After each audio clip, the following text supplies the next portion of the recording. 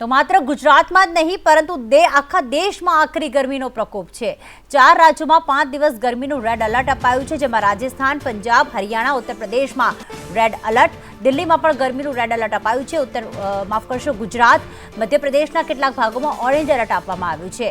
હરિયાણાનું Sirsa 47.8 degree ગરમી સાથે દેશનું સૌથી ગરમ શહેર રહ્યું। રાજસ્થાનના પિલાનીમાં 47.2 ડિગ્રી તાપમાન નોંધાયું। દિલ્હીમાં 44.6 ડિગ્રી તાપમાન નોંધાયું, તો હિમાચલના ઉનામાં 42.2 ડિગ્રી તાપમાન નોંધાયું। મહારાષ્ટ્રના જલગાંવની વાત કરીએ કે જ્યાં પણ 45.2 ડિગ્રી તાપમાન નોંધાયું। દિલ્હી, પંજાબમાં શાળાઓમાં રજા જાહેર કરવામાં આવી છે। તો ખાસ દેશના અલગ અલગ ભાગોમાં આગ ઓગતી ગરમી પડી રહી છે। હરિયાણાના સિરસામાં સૌથી વધુ રેકોર્ડ બ્રેક 47.8 ડિગ્રી તાપમાન નોંધાયું। રાજસ્થાનના પિલાનીમાં પણ 47 ડિગ્રી તાપમાન નોંધાયું છે, જ્યારે મહારાષ્ટ્રના જલગાંવમાં 45.2, હિમાચલના ઉનામાં 42.2 ડિગ્રી તાપમાન નોંધાયું।